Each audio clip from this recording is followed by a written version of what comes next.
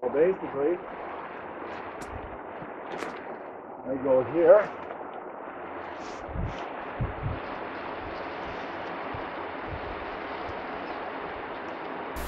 This is the start of my banding for 2010. Here I'm checking a site just in the Cochrane area. I'm climbing up. I know it's occupied, and the reason I know it's occupied is, as you can hear in the background, you can hear the kee, which is the adult male defending. And if you have a lookout, you may be able to see him fly by on the top or the side of the screen. Anyway, I'm going to go in and see what we've got. I don't look all that great, but I get up.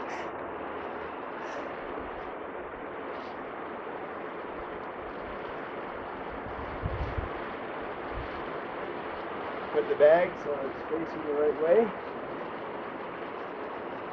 And one spot is in here.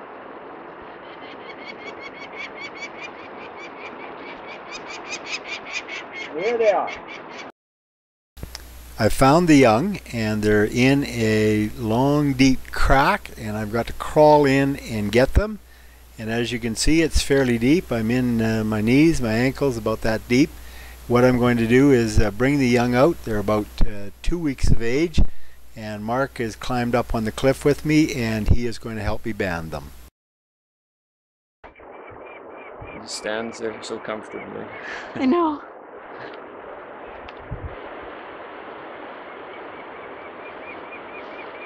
Okay.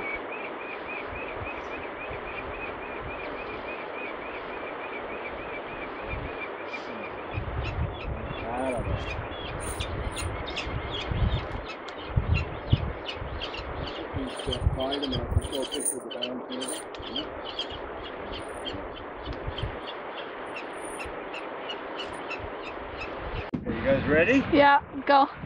You ready, Mark? I got you, John. Okay.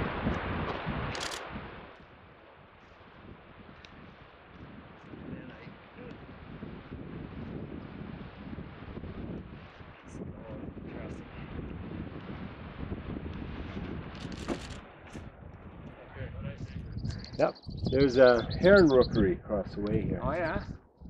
Wave out you.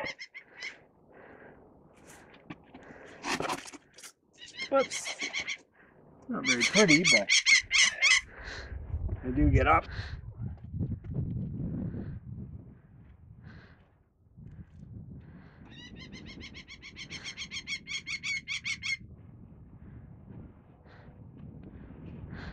Okay.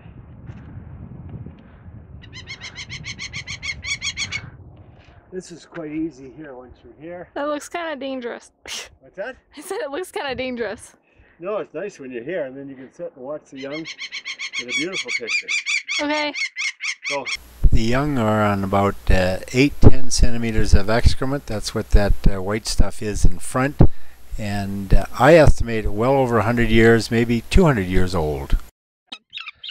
Okay, I'll take this off.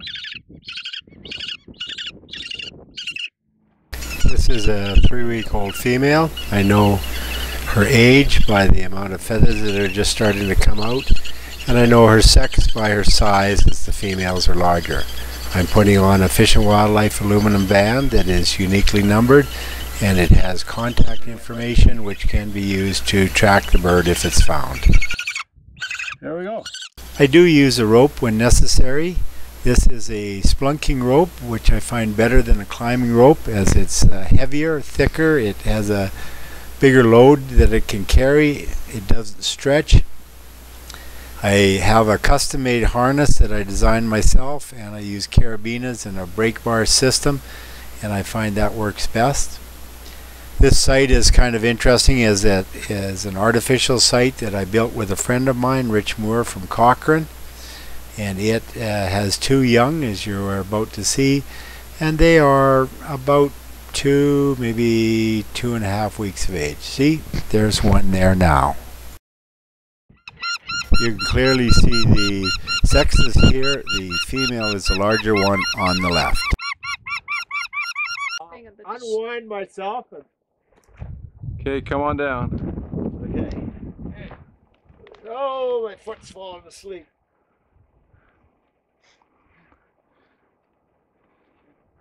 Not sure which one of these it is. This is a tricky one because it's the last one. There you go. You ready? Yeah. Okay. I don't waste time doing that. For the longer ropes, I'll take 3 loops, but this one I only take 2. So about that big. You want that big enough that you can throw over your shoulders quite nicely. Then I just tie it off. Nothing fancy, because if you need this rope, you want it to be able to come undone or to get it undone. Put it in, put under, over, not too big loops, under, over, and you just keep going like that. And that's when you put it down, it will never ever tangle on you. See, here we're walking up to the site. You can see the whitewash there on the cliff, and that's where they are, and this is an artificial site that I put in. So let's see if we've got anything there. What I want people to notice is the rocks that are staying out, because we put that on there on the ledge.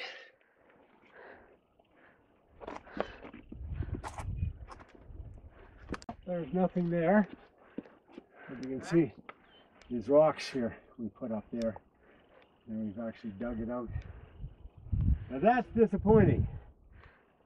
That was kind of good we did that last time. All that was a ledge here, and we just put some rocks and some dirt in. We quite often come across other animals. In this case, it's a little garter snake that was very accommodating, as it allowed us to get very close and take good pictures. Will it? It shouldn't bite, should it? No. No, it's Not okay. a garter. It's not a big deal. I just didn't expect it. It moved, and I didn't expect it to move. For this site, I had to wade across this stream here, and I've taken my shoes and my pants off so as to not get wet. It's about up to my knees, and the current is quite strong. It's I'm using the stick there for balance, but the flow of the stream keeps taking it away before I can plant it, so it makes it a little bit tricky.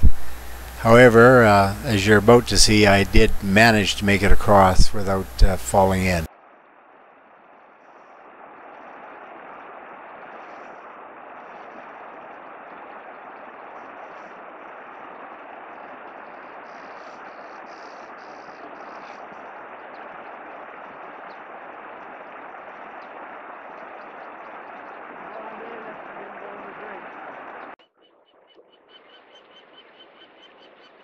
As you can see, I'm about the middle of the cliff here. It's not quite as steep as it looks, as some of that down below is actually scree and got a little bit of slope to it, but it's kind of tricky. I have to climb in, and similar to that first one, to get the young, as you're about to see.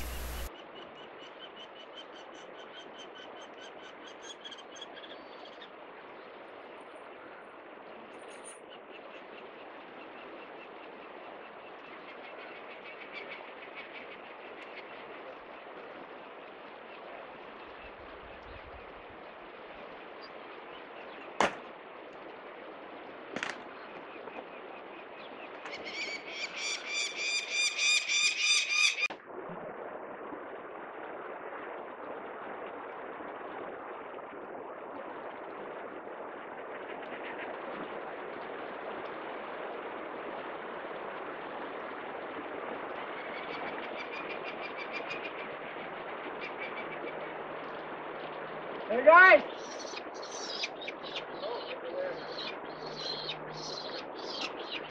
This female is about 3 weeks of age, similar to that one from the third eyrie. Here I'm doing the paperwork. As I mentioned, the bands are all uniquely numbered, so I have to record that along with the sex, the age, and of course the location. And all of that information I submit both to the province and to the federal government so that these birds can be tracked.